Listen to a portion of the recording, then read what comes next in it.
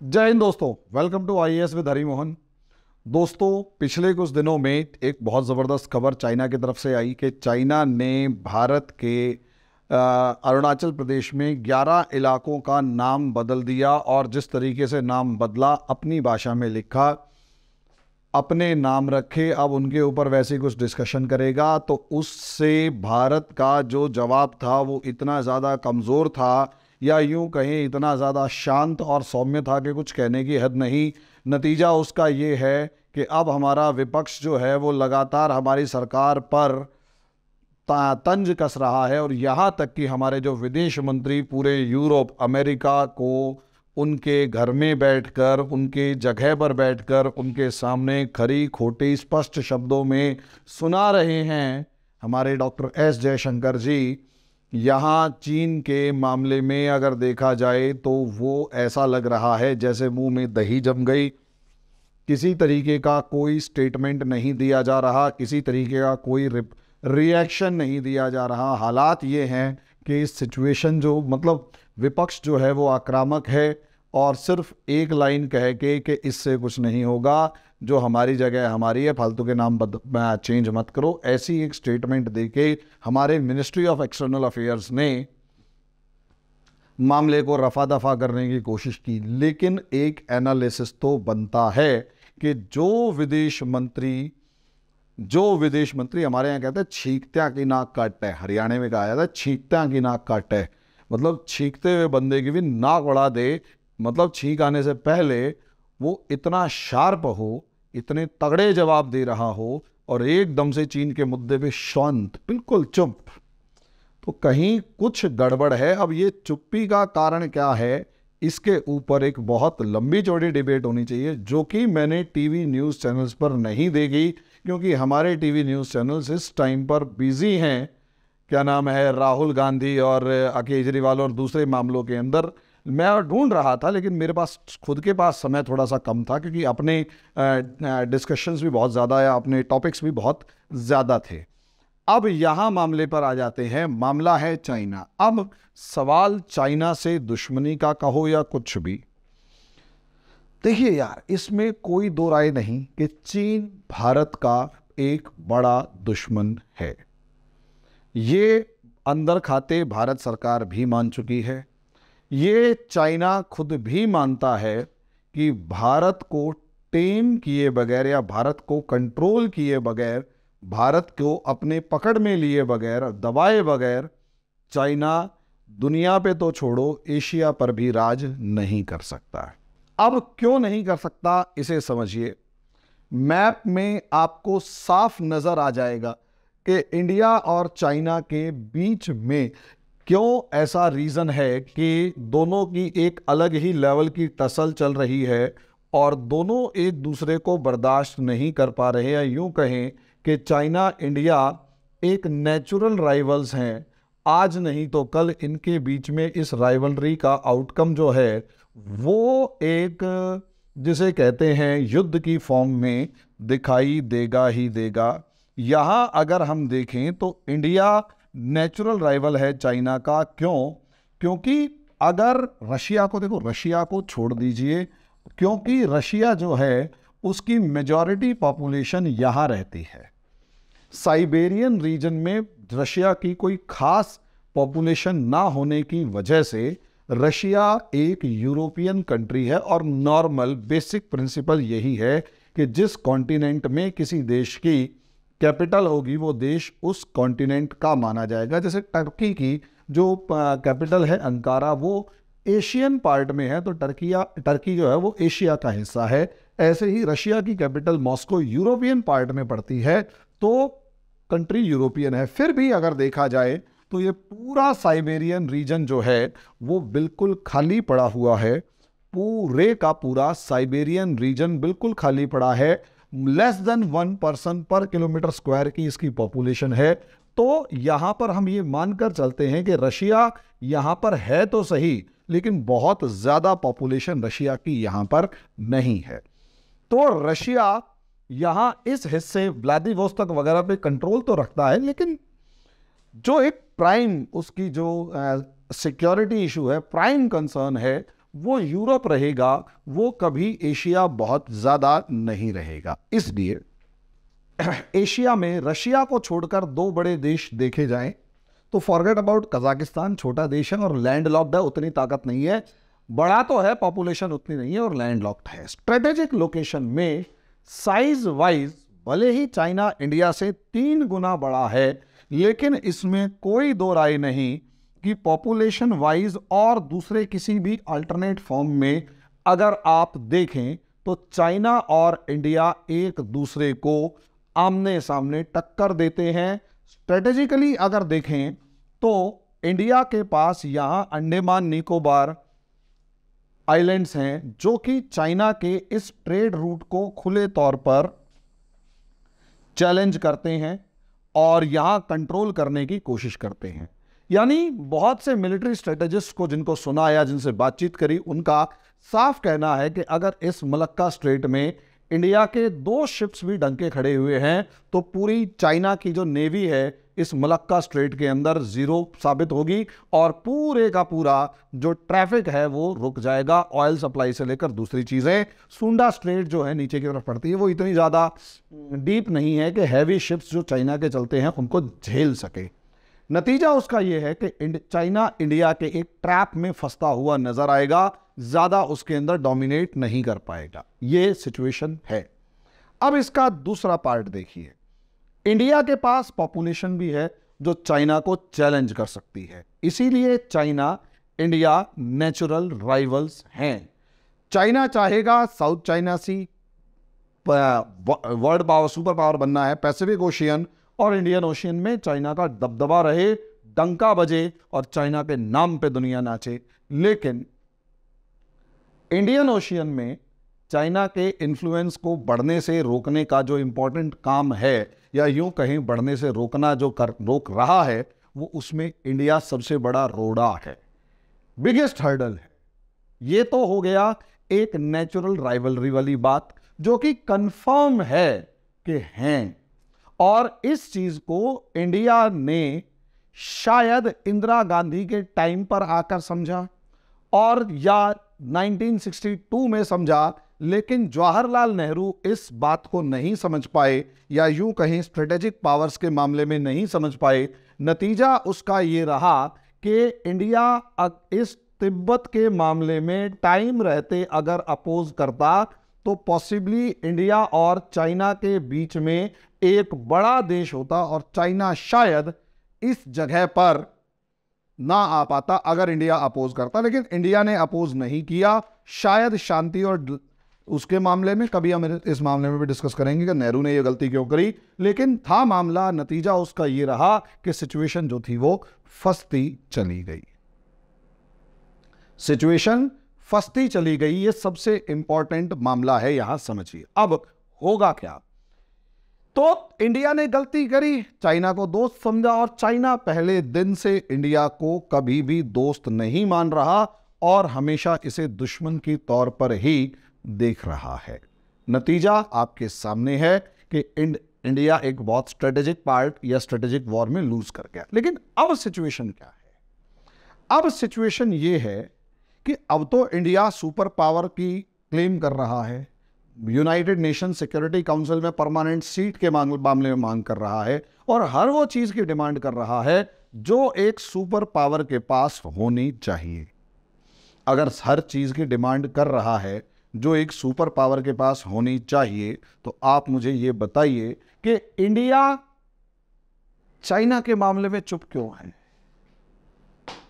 जब हम ये सोचते हैं ना, तो या तो हमें मोदी सरकार की कॉम्पिटेंसी के ऊपर सवालिया निशान खड़ा होता हुआ नजर आता है, या फिर हमें इंडिया की कैपेसिटी पर और सरकार को जो एनालिसिस कम कर रहे हैं वो साफ तौर पर या तो पॉलिटिकली मोटिवेटेड है या कुछ भी, सरकार को डरपोक, निकम्मा और पता नहीं कैसे कैसे शब्दों का प्रयोग करके उनके ऊपर दबाव बना रहे हैं। लेकिन क्या सच में सरकार निकम्मी है? क्या सच में निकम्मी है?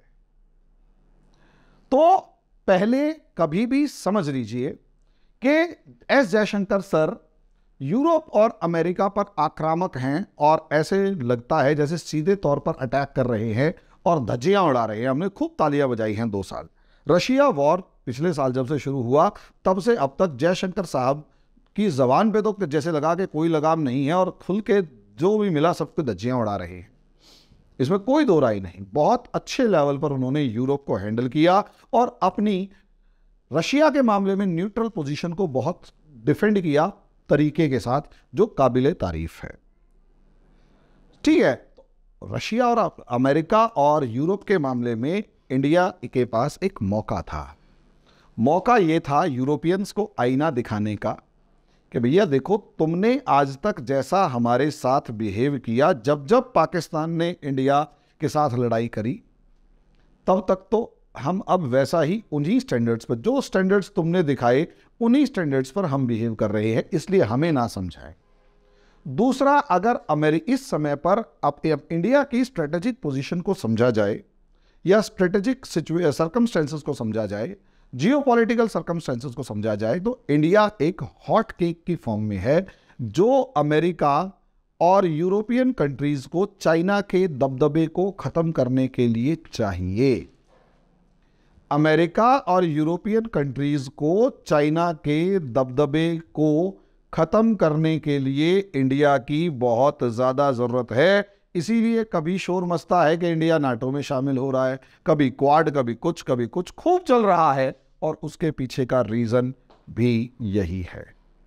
दूसरा, इंडिया ट्रेड के मामले में पूरे तरीके से, बहुत सारे मामलों में, चाहे ट्रेड के मामले में चाहे दूसरे मामलों में, यूरोप और अमेरिका के ऊपर डिपेंडेंट नहीं है, बल्कि जितना इंडिया डिपेंडेंट है उतना ही यूरोप भी डिपेंडेंट है। तो मामला म्यूचुअल वाला है, तो इतनी कोई टेंशन नहीं है। लेकिन चाइना के मामले में, अच्छा, तीसरी एक और बात, यूरोप और अमेरिका से सबको पता है वर्बल वॉर चलेगी, टिट फॉर टैट चलेगा, वर्बल वॉर चलेगी, कहा सुनी बहस टाइप की चलेगी, वॉर नहीं होगा। America and Europe are not going to attack on India और India is not going to attack on America. ऐसा बिल्कुल नहीं होगा, ये पक्की बात है। लेकिन इसका दूसरा फॉर्मेट देखिए या दूसरी सिचुएशन को समझिए। अगर इंडिया चाइना को देखें तो चाइना के मामले में हम लोग खुले तौर पर एक चीज जानते हैं, और वो चीज ये जानते हैं कि इंडिया चाइना जो है वो आमने सामने खड़े हैं, और एक वॉर यानी 1962 हो चुकी है। और 15 जून 2020 को जब गलवान के अंदर ब्लड शेड हुआ था, हमारे 20 जवान वीर गति को प्राप्त हुए थे। तो इसका सीधा मतलब है कि हमारी बॉर्डर टसल है, और जरा सा प्रोवोकेशन का रिएक्शन पॉसिबली आपको फेस टू फेस वॉर में धकेल सकता है। तो सवाल ये है कि आप लोग कहेंगे कि वॉर से डरता कौन है। भैया देखो, दुनिया की बेस्ट स्ट्रेटजी वॉर की ये होती है, विदाउट फाइटिंग डिफीटिंग समवन। बिना लड़े किसी को आप हरा दो, बिना कुछ बोले सामने वाले को बर्बाद कर दो, और बिना एक गोली चलाए सामने वाले को धराशायी कर दो, तो समझ लीजिएगा आप वो युद्ध सबसे बेस्ट तरीके से जीत गए हैं। उसके बाद दूसरी सिचुएशन होती है कि अगर आपको मजबूरी में वॉर में एंटर करना भी पड़ा, तो भाई साहब कम से कम युद्ध में नुकसान हो। युद्ध में कम से कम नुकसान जान का हो, युद्ध में कम से कम नुकसान माल का हो, सैनिक हमारे कम से कम वीर गति को प्राप्त हो, सैनिकों को कम से कम समस्याएं झेलनी पड़े। ये अगर हम सोच रहे हैं तो चाइना भी सोचेगा, और अगर चाइना सोचेगा तो चाइना को और इंडिया के रिलेशंस को थोड़ा सा देख लें कि अगर चाइना से वॉर हुई तो मामला कहां तक जाएगा। चलो, चाइना और इंडिया का अगर वॉर हुआ तो डर नहीं है, कई बार चुप रहना भी एक स्ट्रेटेजी का हिस्सा होता है। और चुप रहने का मतलब ये नहीं है कि आप डर गए हैं, चुप रहने का मतलब है यू नो द रियलिटी, आप सच्चाई को जानते हैं, and you are preparing to retaliate और टू गिव आंसर्स। और आप दुनिया को उसको जवाब देने के लिए तैयारी कर रहे हैं। और दुश्मन दुश्मन में फर्क होता है, इसमें भी कोई दो राय नहीं। पाकिस्तान से लड़ना कोई बड़ी बात नहीं है, क्योंकि पाकिस्तान से जो वॉर है वो सिर्फ और सिर्फ बॉर्डर पे है। पाकिस्तान से वॉर सिर्फ और सिर्फ बॉर्डर पे है। 2 4 10 जो लोग बैठे होंगे, ज़्यादा से ज़्यादा बहुत ही रेयरेस्ट ऑफ रेयर फैक्शन के अंदर, जो मुस्लिम कम्युनिटी के अंदर भारत की विरोध में पाकिस्तान के जो सपोर्टर्स बैठे होंगे, वो थोड़ा बहुत प्रॉब्लम क्रिएट करें सो करें, वरना मुझे नहीं लगता कि ऐसी कोई प्रॉब्लम्स होंगी। लेकिन यहाँ अगर आप देखेंगे, इंडिया चाइना के अंदर हम लड़ाई की बात कर रहे हैं बॉर्डर पर, समझे? तो क्या हम इकोनॉमिक इम्पैक्ट्स को भूल पाएंगे? प्रॉब्लम इकोनॉमिक इम्पैक्ट्स जो होंगे वो ज्यादा होंगे। सबसे पहले समझ लीजिए कि हमारी आर्मी, देखो हमारी आर्मी के अंदर करेज की कोई कमी नहीं है, ये पक्का है।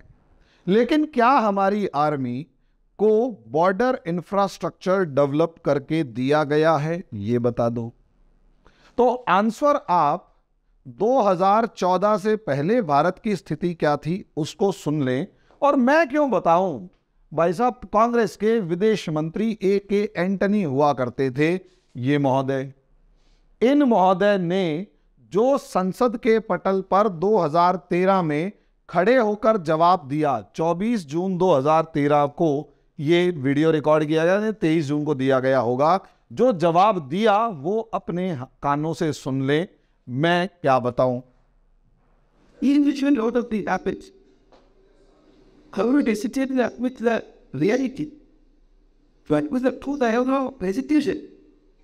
Come back to India. Is there any help with the interest with it? China is not my point. They are the first place to do it, but this thing is in India. You only get. शब्द क्या है? Their infrastructure development is superior to India. कि उनका infrastructure development India से superior है। और आगे जो कहेंगे उसमें आप हो सकता है खुंदक में आके जूते चप्पल उठा ले, मेरे ऊपर मत मारना, सॉरी मेरी कोई औकात नहीं है यहाँ पे। ऐसा हिस्ट्री वही even India when she has as a policy but border best defenses don't develop the border and best defence is not to develop the border. क्योंकि आगे ये महोदय कहेंगे कि भैया अगर हमने बॉर्डर इंफ्रास्ट्रक्चर डेवलप किया तो पहले ही डिमोरलाइज किस तरीके से स्टेट में थे कि अगर बॉर्डर इंफ्रास्ट्रक्चर डेवलप किया तो चाइना उस बॉर्डर इंफ्रास्ट्रक्चर को यूज़ करके इंडिया में घुस जाएगा।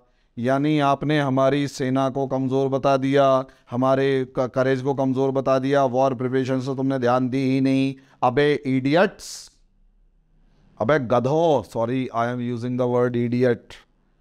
हर वो आदमी जिसने ये पॉलिसी बनाई होगी, मेरे से मैं आपसे जो पूछ रहा हूँ आप खुद सोच कर देखो, हर वो जलील इंसान जिसने ये कहा होगा defence is the best defence, best defence is to not to develop the infrastructure on the border. भाई क्या हम अपने बॉर्डर को डर के रहेंगे क्या? भाई हमारे हरियाणा में है ना, कुछ डोले का रोड़ा होता है। डोले का रोड़ा मतलब जिसे आप मेड़ कहते हो, या बीच में दो खेतों के ऊपर जगह होती है ना, वो उस पर हल चलाएगा ना हम उस पर हल चलाएंगे।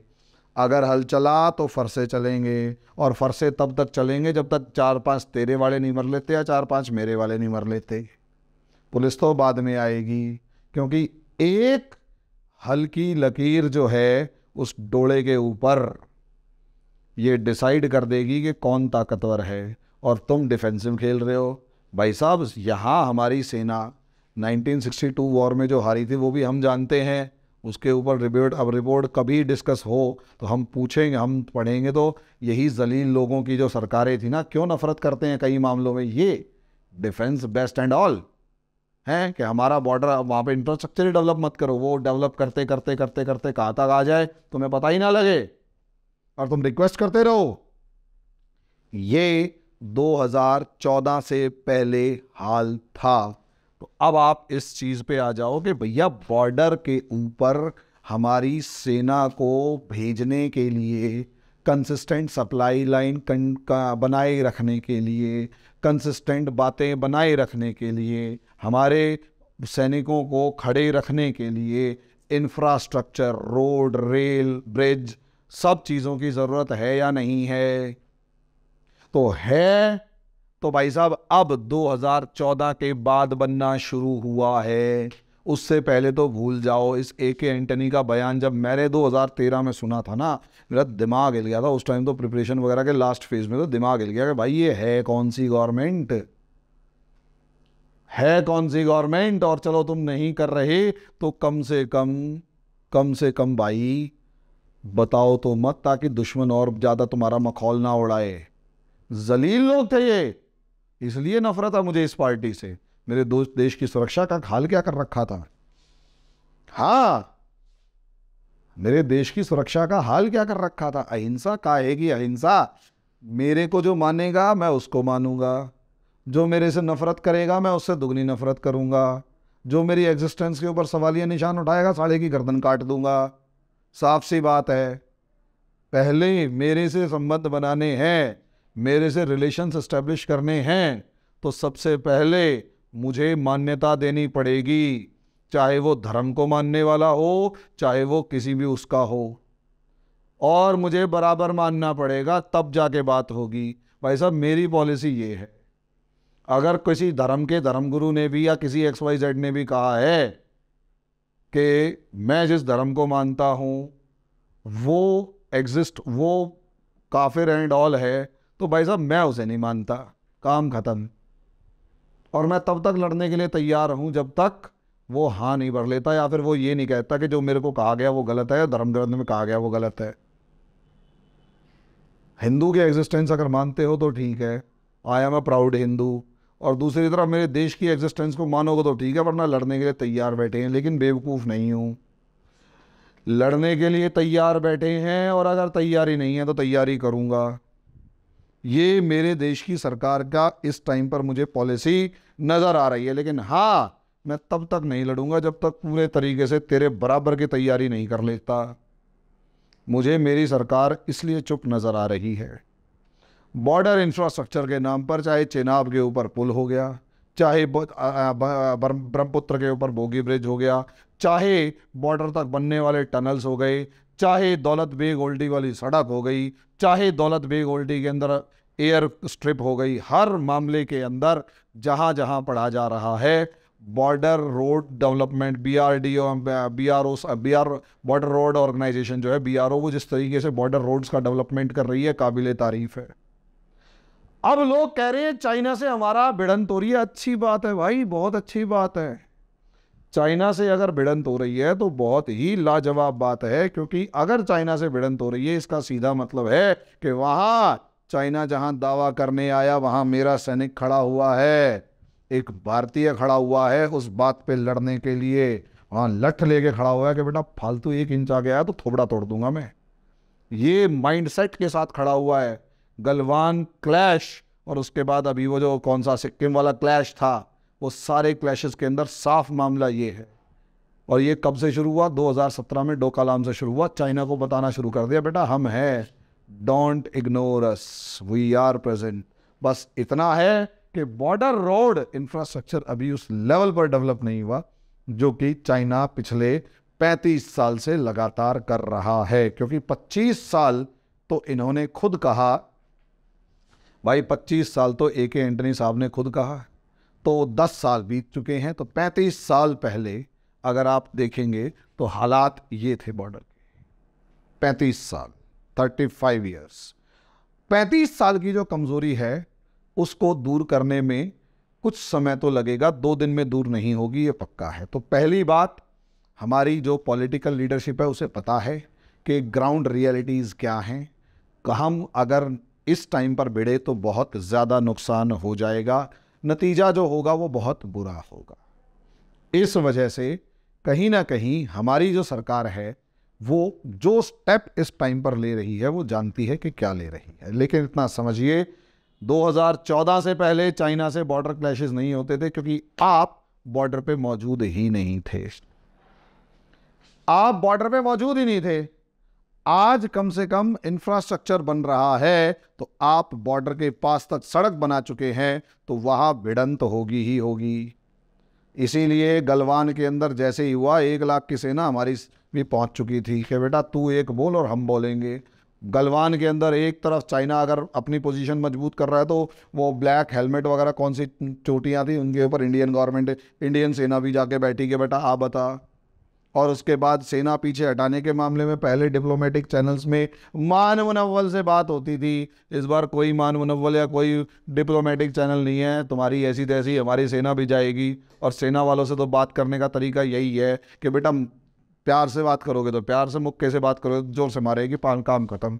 और जिस तरीके से चाइना के सैनिकों की, रोते हुए सैनिकों की तस्वीरें आई थी, उसने साफ बता दिया कि भाई इंडिया का खौफ तो है इनके दिल में। क्योंकि वो जो लिटिल एम्परर पैदा करे थे ना 1 चाइल्ड पॉलिसी के नाम पे, और हमारे यहाँ के जो शेर जंगलों में पैदा होते हुए आ रहे हैं, मतलब हमारे गांव एक तरीके जंगल ही हैं, लड़ते भिड़ते हुए बच्चे पैदा होते हैं, और क्या बड़े होते हैं लड़ते भिड़ते।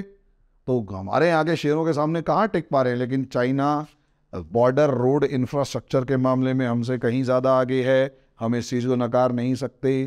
टेक्नोलॉजी के मामले में हमसे कहीं ज़्यादा आगे है, हम इस चीज़ को भी नकार नहीं सकते। और इकोनॉमिक स्पेंडिंग के मामले में भी बहुत ज़्यादा आगे है, हम इसे भी नकार नहीं सकते। अब दूसरी चीज़ पे आ जाओ। ये मिस्टर यही एक एंटनी है जिन्होंने अपने डिफेंस मिनिस्टर रहते हुए, सोचकर देखिए, कांग्रेस एक बेईमान पार्टी रही है।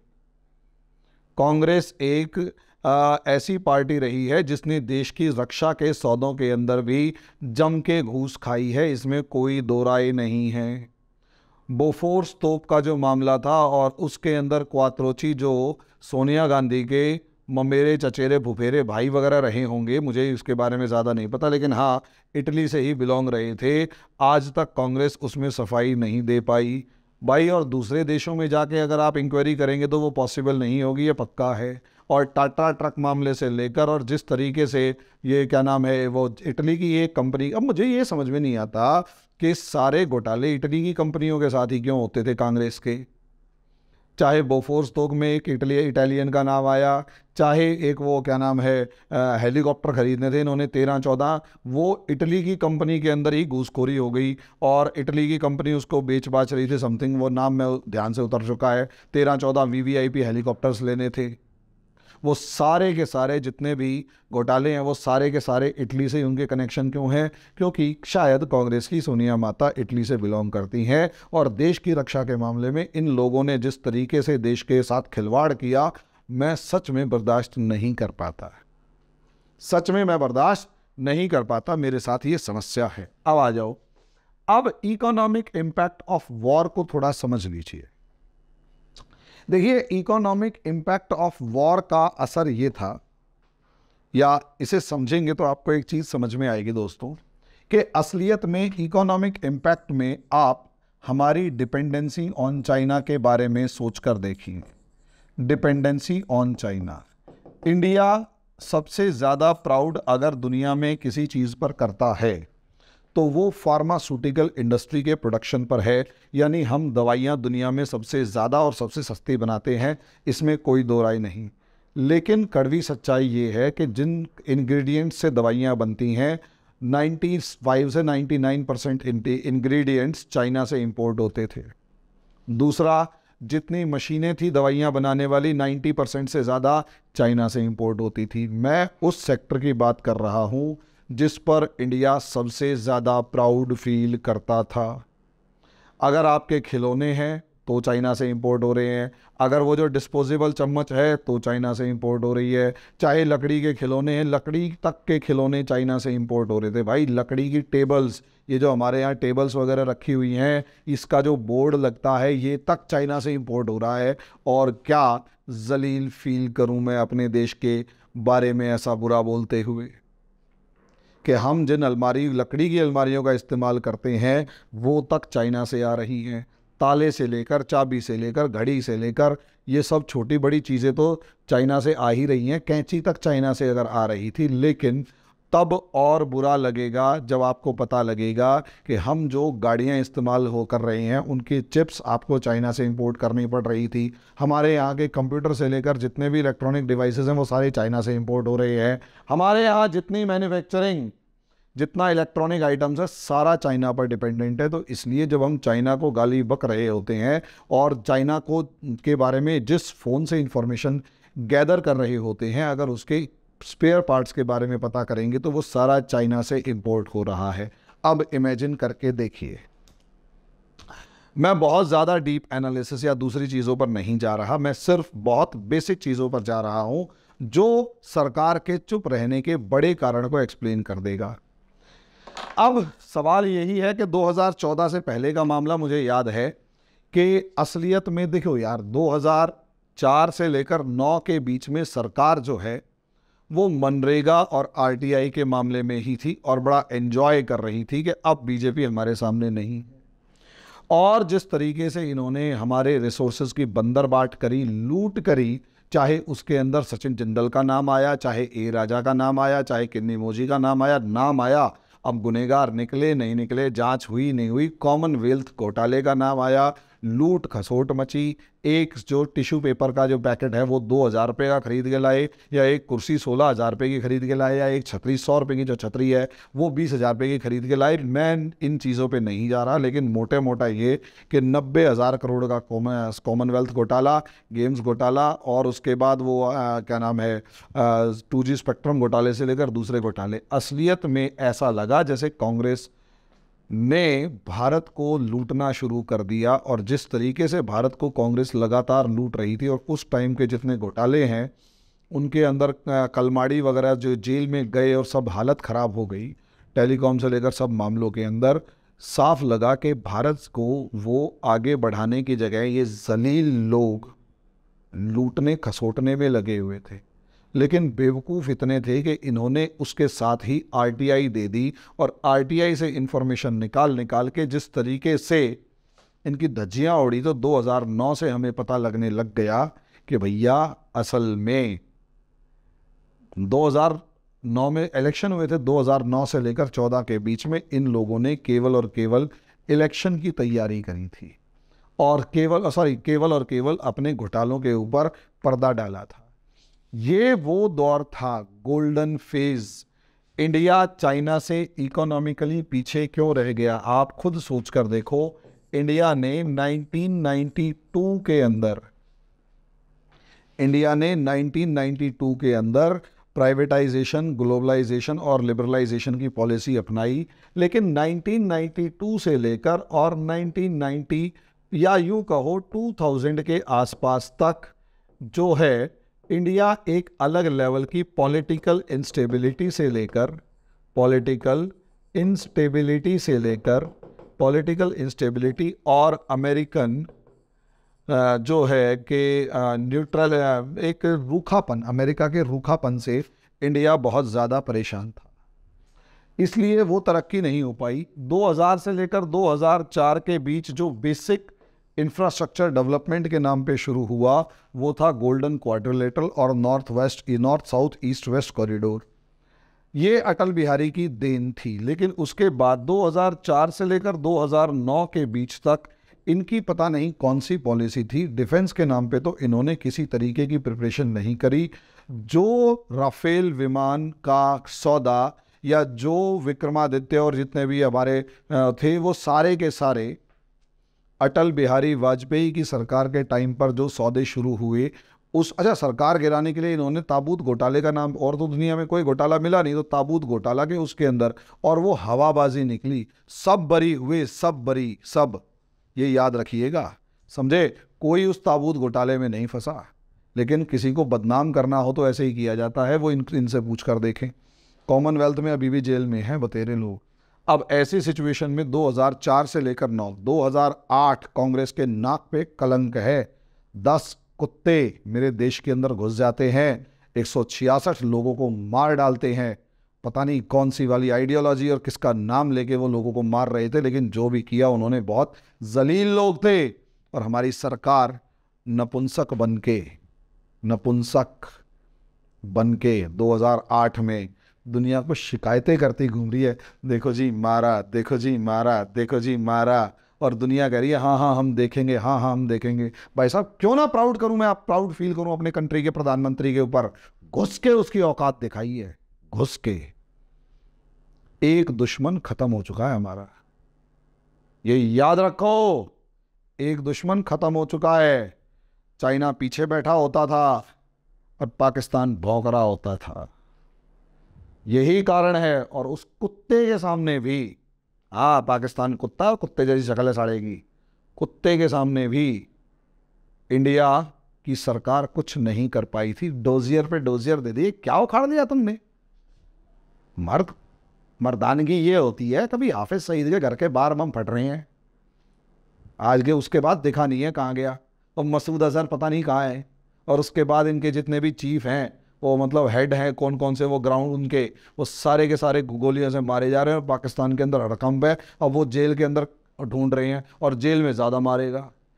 ये है सरकार, ये सिक्योरिटी है। इसका असर क्या हुआ सोच के देखो यार। पठानकोट किया तो तुमने उरी कर दिया और कहा हाँ मारा, अब तुम मार के दिखा। पुलवामा किया, बालाकोट किया और घुस के मारा, और अभिनंदन को छुड़वा के लेके आए। और तीसरी बार तो पाकिस्तान ने कुछ किया भी नहीं, मिसाइल वैसे ही छोड़ के देख ली, और पाकिस्तान के पैर कांप रहे हैं। और वो उनके विदेश मंत्री या कौन से मंत्री ने साफ कह दिया कि घबराता हुआ बाजवा आया कि भाई मुझे बचा लो और अभिनंदन को छोड़ दो वरना वार हो जाएगा। इंडिया ने यही तो किया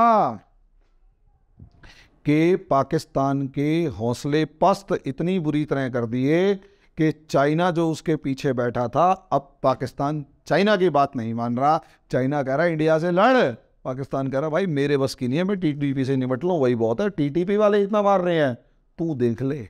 इसीलिए चाइना को इंडिया को कंट्रोल करने के लिए खुद आके लड़ना पड़ रहा है। जब 2016 के अंदर उरी एयर स्ट्राइक हो गई ना, तब चाइना ने इंडिया के टेम्परामेंट को देखने के लिए, इंडिया के कॉन्फिडेंस को देखने के लिए दो कलाम किया, इंडिया ने वैसा ही जवाब दिया। और उसके बाद गलवान के अंदर जो हुआ वो कॉन्फिडेंस है गवर्नमेंट का। और चाइना मजबूरी में खुल के आया, क्योंकि उसका जो पाला हुआ कुत्ता था ना पाकिस्तान, उसने तो जवाब दे दिया कि भाई मेरे बस की नहीं है, मैं तो जा रहा हूँ। अब मजबूरी में पाकिस्तान को इंडिया को कंट्री का कंट्रोल, मजबूरी में चाइना को इंडिया को कंट्रोल करने के लिए अपने आप को सामने लाना पड़ रहा है। जो पीछे छुपा हुआ चुपचाप बैठा था, क्यों, पाकिस्तान को तो औकात दिखा दी। 2008, 9, 10 तक जिस तरीके से पाकिस्तान चौड़ा हुआ होता घूमता था कि परमाणु बम है, परमाणु बम है, हमारे विदेश मंत्री ने 1 सेकंड में कहा था हाँ है तो क्या हुआ, हमारे पास भी तेरे से ज़्यादा है और निशाना भी सही लगेगा। तो सोचकर देखिए, स्ट्रेटेजी समझिए। अब है क्या मामला, अब चाइना खुल के मैदान में आ चुका है। पाकिस्तान तो गया, अब पाकिस्तान के बाद चाइना खुल के आ चुका है। और चाइना जो खुल के आ चुका है उसके अंदर हमारे लड़ाई उससे है, लेकिन अब हम इकोनॉमिकली चाइना पर इतने ज़्यादा डिपेंडेंट है। अब कांग्रेस की इकोनॉमिक पॉलिसी समझ लीजिए। नो डाउट 2008 की इकोनॉमी के अंदर इंडिया मनरेगा की वजह से बच गया, लेकिन क्या खड्डे खोदो और खड्डे भरो के दम पे ही आप इकोनॉमिक सुपर पावर बन पाएंगे? कांग्रेस की सबसे ज़्यादा कंट्रोवर्शियल जो पॉलिसी है वो रिट्रोस्पेक्टिव टैक्स पॉलिसी है, यानी कंपनियों पर पिछली डेट से टैक्स लगाने की पॉलिसी। भाई साहब, माइक्रोसॉफ्ट से लेकर कितनी सारी कंपनियां इंडिया छोड़ के भाग गई थी, कितनी सारी कंपनियों ने अपने ऑफिस बंद किए और सब छोड़ के भाग गई। नतीजा उसका क्या रहा? नतीजा उसका ये रहा, इतनी बुरी हालत हुई और नतीजा उसका ये रहा कि सिस्टम जो था वो पूरे तरीके से कोलैप्स कर गया था। इंडिया रिसेशन के अंदर बाद में आया 12, 13, 14 के आसपास। उसके ऊपर कोई इकोनॉमिस्ट पुराने वाला डिस्कस नहीं करता। जितनी जॉब्स 8 में बची थी उससे कहीं ज़्यादा जॉब्स कांग्रेस के ओवर कॉन्फिडेंस की वजह से 11, 12, 13 तक, इवन 14 तक जाती रही है। बाद में जाके संभाला गया मामले को। अब उसके बाद यहाँ आ जाओ तो भाई इसका मतलब ये कि अगर हम चाइना से लड़ते हैं तो हमारा जो इकोनॉमिक इंफ्रास्ट्रक्चर है वो इतना कमज़ोर है कि अगर चाइना ने वो सब चीज़ें बंद कर दी तो पॉसिबली चाइना को तो इकोनॉमिक नुकसान होगा जो एक वॉर में झेला जा सकता है, लेकिन इंडिया के लिए ज़्यादा पेनफुल होगा। और क्योंकि इंडिया उस वॉर के पेन को झेल नहीं पाएगा, इकोनॉमिक वॉर वाले, तो इंडिया उसकी तैयारी कर रहा है। जैसे मैंने एग्जांपल दिया कि भैया इंडियन गवर्नमेंट ने क्या किया कि वो क्या किया कि फार्मास्यूटिकल इंडस्ट्री पूरी डिपेंडेंट थी कोरोना पीरियड में। आज के दिन 90% से 95% तक इंग्रेडिएंट्स और बहुत सारी मशीनें इंडिया में बन रही हैं, बाहर जाने की ज़रूरत ही नहीं है। ऐसे ही बहुत सारे दूसरे इलेक्ट्रॉनिक गैजेट्स जो हैं वो तेज़ी के साथ इंडिया में शिफ्ट हो रहे हैं, चाहे किसी भी फॉर्म में से ही। लेकिन इंडिया सेल्फ डिपेंडेंट बनने की, सेल्फ रिलायंस वाली पॉलिसी में धीरे धीरे आगे बढ़ रहा है। देखो एक दिन में तो होगा नहीं, लेकिन हाँ तभी आप देखो ना, एकदम से अभी कभी खबर आती है कि 750 बिलियन डॉलर के एक्सपोर्ट कर दिए गए, आज तक का रिकॉर्ड है, रिकॉर्ड टैक्स कलेक्शन हो रहा है, रिकॉर्ड ये रिकॉर्ड वो तभी तो हो रहा है जब आप सेल्फ रिलायंस की तरफ बढ़ रहे हैं, सेल्फ डिपेंडेंट होते जा रहे हैं। जब तक इंडिया चाइना के ऊपर से डिपेंडेंसी खत्म नहीं करेगा, लड़ाई कभी भी इंडिया के फेवर में नहीं होगी। अब यहां आप समझिएगा मामला यही है कि असलियत में तैयारी चल रही है, प्रिपरेशन है और कुछ नहीं है, समझे। अगर अभी लड़ाई हो गई तो फेवर में नहीं है इंडिया के, थोड़ा टाइम लगेगा। और जिस टाइम तैयार हो जाएंगे और चाइना के ऊपर से डिपेंडेंसी खत्म हो जाएगी, तब तो भाई कोई भी लड़ लो, कितना भी लड़ लो, हम भी तैयार बैठे हैं। तो इस नेशनलिस्ट गवर्नमेंट से आप ये उम्मीद ना करेंगे डर गए हैं। कभी कभार चुप्पी तैयारी को सिंबलाइज करती है कि हाँ हम तैयारी कर रहे हैं। तो बाकी ये हमारा दोस्तों एक टॉपिक था जिसके ऊपर एक चाइना का डिस्कशन हुआ, तो जिसके अंदर हमने डिस्कस किया कि चाइना के सामने अगर हमारी सरकार चुप बैठी हुई है तो इसका मतलब ये बिल्कुल भी नहीं है कि हम डर गए हैं। इसका काफ़ी मतलब ये है कि हम तैयारी कर रहे हैं। बाकी तो समय बताएगा। अभी के लिए इतना ही, धन्यवाद।